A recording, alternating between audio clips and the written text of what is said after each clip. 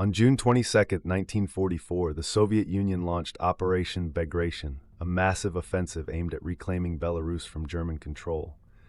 The Red Army, consisting of over 2.3 million soldiers, advanced through dense forests and muddy terrain, supported by heavy artillery and tanks. This marked the beginning of a strategic push to encircle and destroy the German Army Group Center. The operation was timed to coincide with the third anniversary of Germany's invasion of the Soviet Union, symbolizing a turning point in the Eastern Front. The Soviet forces quickly overwhelmed German defenses through a combination of surprise and superior numbers. By the end of June, the Red Army had encircled and destroyed key German positions near Minsk. The battles were fierce, with Soviet soldiers storming trenches under heavy fire and German panzer tanks being abandoned or destroyed.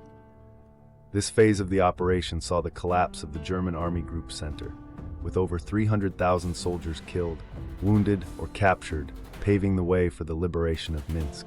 As Soviet troops entered Minsk on July 3, 1944, they encountered fierce urban combat. German forces, though outnumbered, put up strong resistance from bombed-out buildings and fortified positions. The streets were filled with rubble, and snipers posed a constant threat to advancing Soviet infantry. Civilians, caught in the crossfire, hid in cellars and shelters, enduring the chaos. The Siege of Minsk was a brutal and costly phase of the operation, but it marked the beginning of the end for German control of the city. By July 4, 1944, Minsk was fully liberated from German control. Soviet soldiers raised the red flag over key government buildings, symbolizing their victory. Over 100,000 German soldiers were captured, and the remnants of the German Army Group Center were in disarray. The city's civilians, though relieved, faced the daunting task of rebuilding their lives amid the ruins.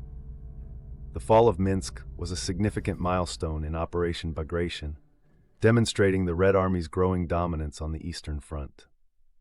The liberation of Minsk came at a great cost. The city was left in ruins, with thousands of civilians dead or displaced. Soviet supply convoys moved through the devastated streets, preparing for the next phase of the war. Propaganda posters celebrated the victory, urging further advances toward Berlin. Operation Bagration not only reclaimed Belarus, but also shattered German morale and set the stage for the Red Army's push into Poland and beyond, ultimately hastening the end of World War II in Europe.